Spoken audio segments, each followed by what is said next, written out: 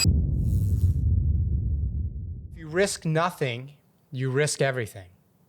Risk is scary, but regret is terrifying. The safe harbor is an illusion. Your rewards in life rarely exceed your risks. Welcome to the Fuel Hunt Show. What's going on, Eagles? I'm Joey, and I got Drew here with me, and this is the Fuel Hunt Show. On this show, you want to do the intro?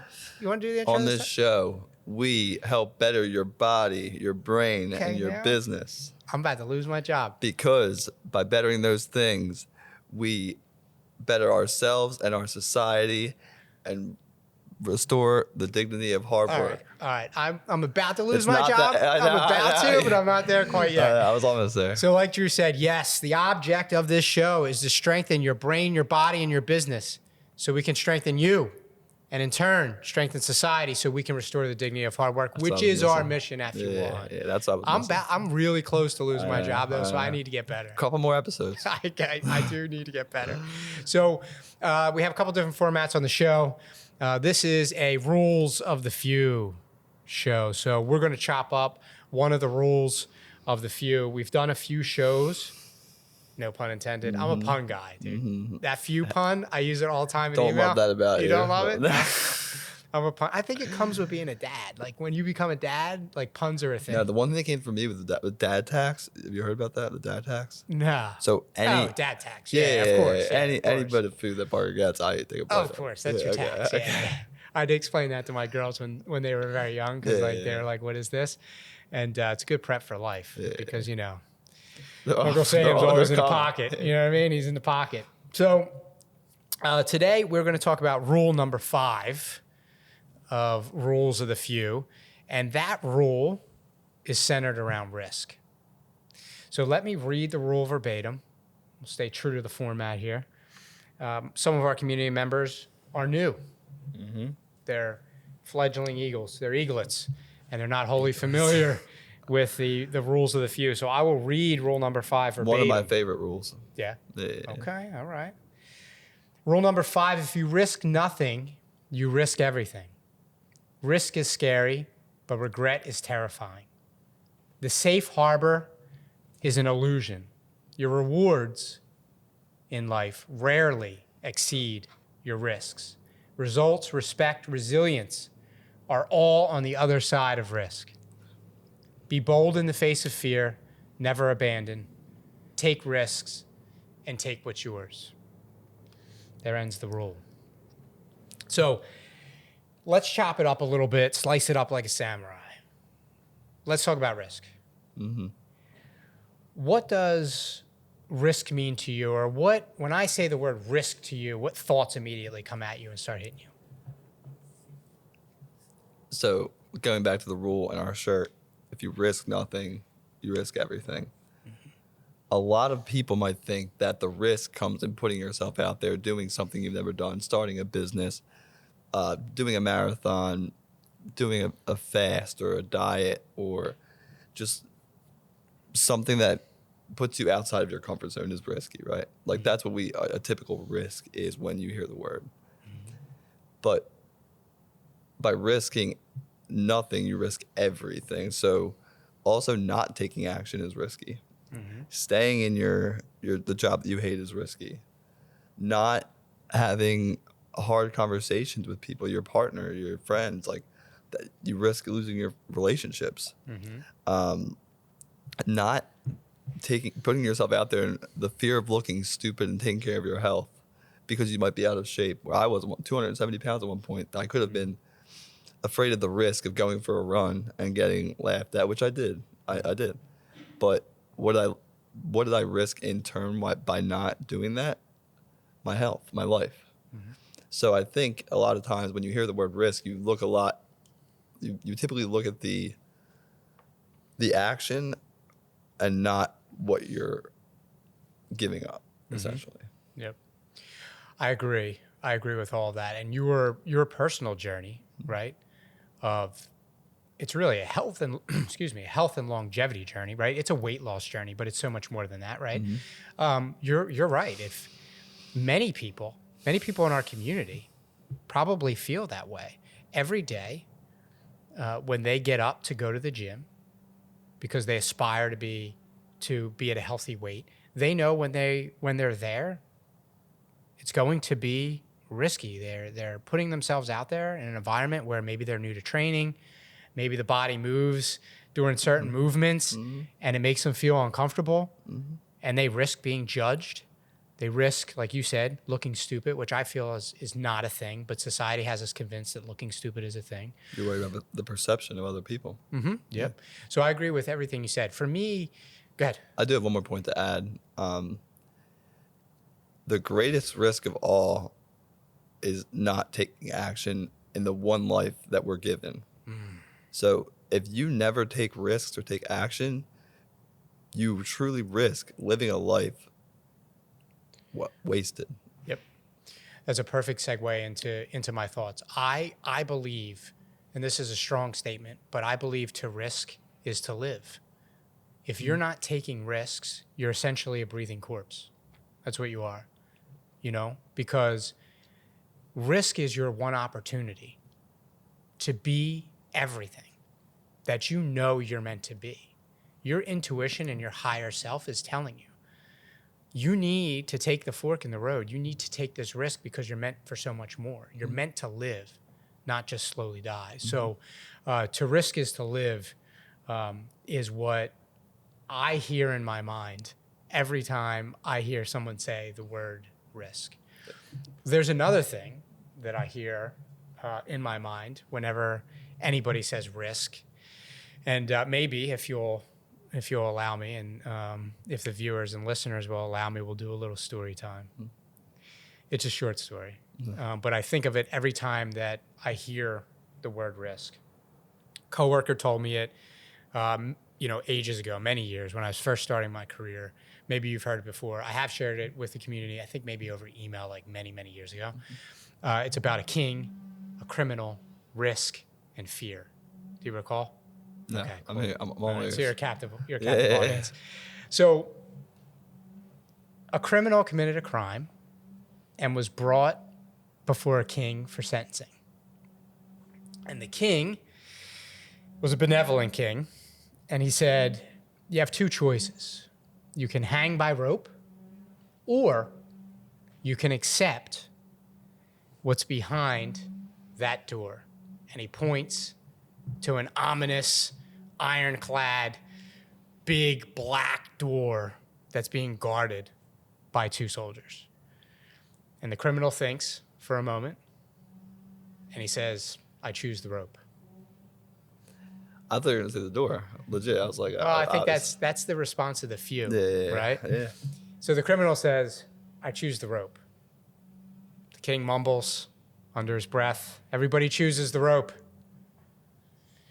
The criminal throws up his hands as the noose is being put around his neck. He throws up his hands. He says, wait, I'm just curious. Tell me what's behind the door. And the king says, freedom. He said, everybody chooses the rope because they're so fearful of the risk, right? And that's one story that always sticks with me. That criminal was facing death, right? He knew. And even in that moment, he knew he was on his way out. And even in that moment, he chose not to take a risk and see what was behind the door. So that's a story that always comes to mind when I hear risk, because you truly never know what's behind the door. But many times, what's behind the door is freedom. Now, it's not gifted freedom, it's earned freedom. You'll learn, but you need to pass through that door. And in order to pass through the door, you have to do one thing, and that's overcome your fear. And that's what the door represents to me, fear and the freedom that's associated with fear, or that's the result of fear when you overcome it. So that dovetails into a tool for the rule for me. Mm-hmm. But let's talk about your tool for the rule. So this is the practical way that community members can live this rule of the few in their daily lives. So going into this show, I was thinking my tool for the rule would be take a small risk every day, right? Mm-hmm. However, I would like to challenge the members of the few to take the risk they have been putting off or thinking about, right? If you're thinking about starting the business, start it. Don't quit your job. Just start the side hustle. Maybe you have something you're good at that you think you could turn into something, because everyone says, "Oh, I had that idea. I should have done that. Like, Yeah. I could have done that." Right? Yeah. But could you have? So Yeah. don't live thinking what if. So take that risk. Like, start the business, start the diet, go for a run. Like, if you need help, reach out. I'm on the Few on Instagram stories and DMs. Slide in the DMs and let's talk. So that's the risk. When you say the risk, that's the risk that they've been avoiding, right? Right. Or thinking about for a long time. Yeah. Basically avoiding, right? Because the other thing that that humans do, the funny thing is, there's a stack or a list of risks, and they'll choose the one that they know, they feel like they have the best chance of completing. It's just like your work, right? Yeah. In a day, a lot of work that's done in the office is busy work, not productive work. It's the same type of thing, right? So the risk that you're challenging them to take is the one that they've been avoiding, the one that's been evading them, the scariest one. It sounds like the one that induces the most fear, right? Okay, I like that. It's a good lead into my tool for the rule, which is a no surprises strategy. We've been family long enough, right? And we've been partners long enough that like I'm big on mental frameworks and strategies and things like that. I believe taking risk is really overcoming fear. That's what it is. That's what it is. There aren't any necessarily fear-based rules in the rules of the few, right? Because there's a rule that speaks about risk. And to me, taking the risk is really, when you boil it down, you distill it, it's overcoming fear. So my tool for the rule is a strategy, triple B strategy, 3 Bs. I like to, action alleviates anxiety, my triple B strategy, curious, confident, courageous. What's like the word for that?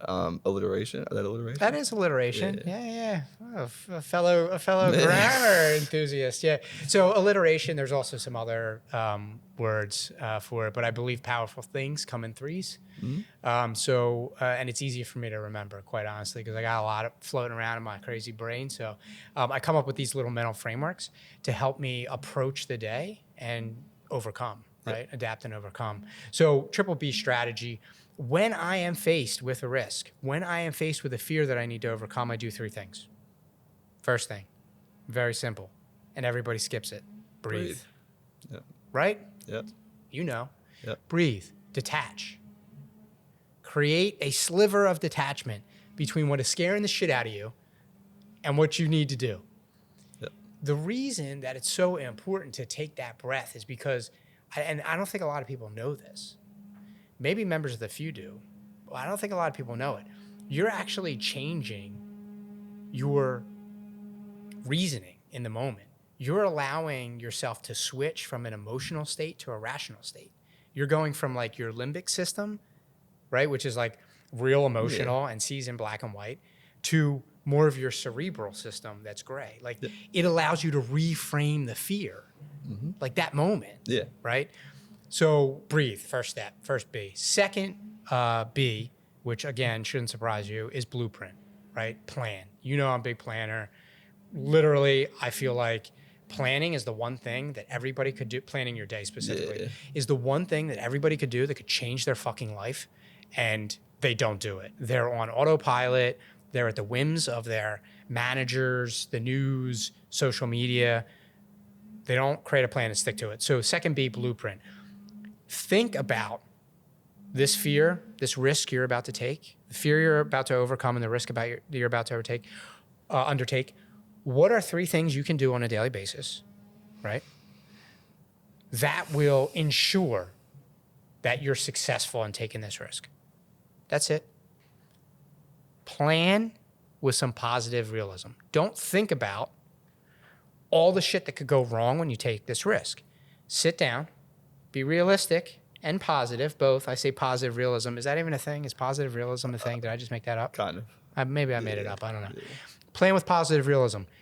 Believe that the risk is going to work out and back it up with some work. Work. Right? What are the 3 things you can do to ensure that this risk works out for you? So that's the second B, blueprint, and it's all about the plan. Third B, barrel. Get it? This is the GSD part. This is the execute. You've taken a breath, right? You've created a moment of detachment. You've reframed your fear. Now you have a plan. Now it's go time. Barrel towards the fear, right? Execute the plan. Relentlessly execute the plan. Those 3 things every day, over and over. Maybe those 3 things change week by week, depending on what your risk is and your goal is, but execute relentlessly. So that's a tool for the Rule Triple B strategy for me, so that community members can have a little bit of a framework when it comes to overcoming fear. Oh, yeah. You know, I think that many people do 1 or 2 of those 3 things, but they don't like complete the trifecta, and that's the problem. Like, they'll breathe, but then they never make a plan. They breathe and then they barrel. Yep. You know, they don't blueprint. Or they'll breathe and they'll blueprint, but then they let the fear creep back in. They listen to the opinions of everybody else. Oh, that plan won't work. Oh, you're missing these 3 things. Well, how can it just be 3 things? It needs to be 30, blah, blah, blah. And then they never barrel, they never execute, right? But the chain of those 3 things are very powerful, because what it does is the work instills belief.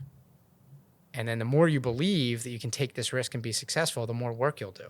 And it's that cycle of self-belief and hard work that's very powerful. And that's really how achievement gets done. Or how achievement is solidified, you know? So that's my tool for the Rule. Any other thoughts on risk, man? Like, we've done some risky things over the years, especially with Fuel Hunt, right? Yeah, none that come to mind. I was thinking a lot when you were talking, but active listening, you know, like your words were inspiring. Thank you. I appreciate thoughts that. in my mind. I appreciate that. Let me ask you another question before we tie this up. In all the risks, and there's many, and with Fuel Hunt that we've taken and we continue to take, were there any times where you thought that it was just a slam dunk? Like, oh yeah, we got this. Like, this is a risk for most people, but for us, this is just a slam dunk. Is there a better way to ask that question? Is there anything special about our circumstances that makes the risks that we took easier to take? No, I feel like once you transition from living a comfortable life and just get used to taking risks, things start to stop seeming scary. There's no duration for you. Like, I don't even know what risk is anymore at this point, because I'm just so, you know what I'm saying? I'm so jaded to the thoughts of like, oh, this might not work out, or oh, I might look stupid, or oh, I might fail. Yeah. Because everything you do has a risk, literally everything. Yeah. And the more you worry about the reasons why something won't work out, the more likely they are to not. Yep. You, like you said, be blissfully real with yourself. Know that, believe it's going to work out, but know the work that has to be done to get there. Yeah, that's a lot of gems in there. A lot of gems in there. I don't know if we can break them all down, but let's try to just break a couple down. First thing, you don't know what risk is anymore. Like, brilliant, because way of saying it, because I kind of feel the same way, because we're conditioned for it now. Yeah. Because we've overcome fear so many times. It's not to say that we don't feel fear, right? But we have a way of reframing it and handling it, right? It's we breathe, we come up with a plan, we blueprint, right? Right? And then we do it. Now, don't get me wrong, like when we, especially I would say in my life to date, quitting and going all in on Fuel Hunt was probably my biggest form of risk. But starting Fuel Hunt was risky because there was ridicule from the many, right? The non-members of the few, the people that don't think the way we think. They would be like, oh, that's cool, like cool eagles, like I'm a pigeon, blah blah blah. Like, feeling isolated or left out, like I did at the time, but it was a huge risk to leave my job and go all in on our little t-shirt shop. And I just kept thinking to myself, like, I can't go to my grave living a life that I wasn't proud of. You know what I mean? Like, I am proud of nothing more than what we've built. And I think everyone should choose to live life that way. Yeah. I mean, it hits right on the rule that, the risk is scary. Like, you're going to be very fearful of the outcome, but the regret that comes with not taking the risk is like terrifying. Terrifying. Should I say I'm morbid? I don't know if I could say I'm morbid. I think a lot about Dark. Yeah, I'm dark, but that's because of the experiences I've gone through. Like, we'll get into it in another episode, but I worked in a funeral home for like many years. Like, I always question those people.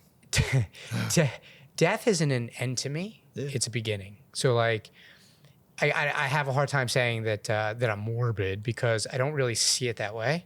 I don't see it as an end. I see it as a beginning. But where I'm going with this is I regularly visualize myself on my deathbed. And like the regret, like feeling regret in those moments is worse than anything else. Yeah. Like I could fail at 50 things, but if I didn't try, dude, I can't even bear to stomach that, thinking that. Like my last moments on the way out, I'm like, should have done this, should have done more of this, should have spent more time here. I can't even fathom that. And are we where we want to be right now currently? Like as a movement and a business? No, but I could die tomorrow and be proud of what we built. Exactly. Yeah. And what we've done. Yeah, I think that, it's a sliding scale like we've mentioned before. I think that like, as you take risks and you fail and you learn and you adapt, and then you take more risks and you fail and you learn and you adapt and you take more risks, the scale of the impact you want to have and where you want to be and the dreams, they only get bigger and bigger and bigger. It's saying I don't know what risk is anymore. It's like, it's just that I'm so okay with failing. Like, you know what I mean? Like, yeah. You lose and you learn and you just get back to it. Like all of the greats have failed. Like I have to tell my son, like Michael Jordan, he's a big Michael Jordan fan. Same. The GOAT. Yeah. No, sorry to all the LBJ fans out there. Lyndon B. Johnson? No. Yeah, I don't even know that other guy. I don't know who that other guy is. So we're anyway, going to get smoked for this. Exactly. I'm like, Michael Jordan's lost punting. Like, he didn't win every game. Cut from his high school basketball team. You know what I mean? Come on. But what a beautiful statement that we don't know what risk is anymore. I appreciate you diving into that with me because I think that it is, it's that you've harnessed fear. I mean, you've overcome fear and you've harnessed it. You're not afraid to fail because you're going to learn on the other side of it, So, what a great back and forth on risk. You did mention something else. I think it was kind of like, along the same lines. Basically, life is risky, right? From the moment you're born, life is a risk. There's no guarantees. We went skydiving a couple years back, and they were like, "Oh, have fun. Like, be careful driving home. You have a more of a risk of dying. Yeah, driving home than you did just jumping out of an airplane. Yeah. So like, while you think jumping out of an airplane was riskier, realistically, your commute to work is just as risky. Yeah, exactly. It is, and I think we've both seen a lot, been through a lot, city kids, I've seen more than I can probably recount where kids in my neighborhood died young, overdose, suicide, murder. There's something to seeing those things and going through them that also helps you realize that life is risky, and the risks that you are thinking are risks really are not.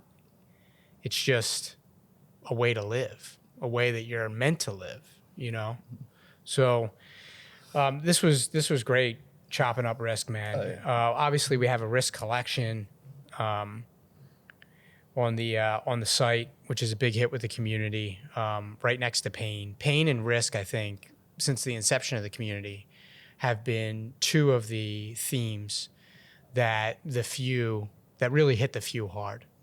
Because I think they're the two things every day that we encounter in our life that we struggle with. You know? So, all right, let me tie this up with an ask for the few, because I know that they're going to deliver on it, because they want a strong society as much as we do, and they want to restore the dignity of hard work as much as we do. So if this inspired you to grow, please share the show. Welcome a friend, a family member into the few, into our community by sharing this with them. And always, always remember, choose effort over entitlement. Choose hard work over handouts. No one owns you, no one owes you. You're one of the few. Now let's hunt.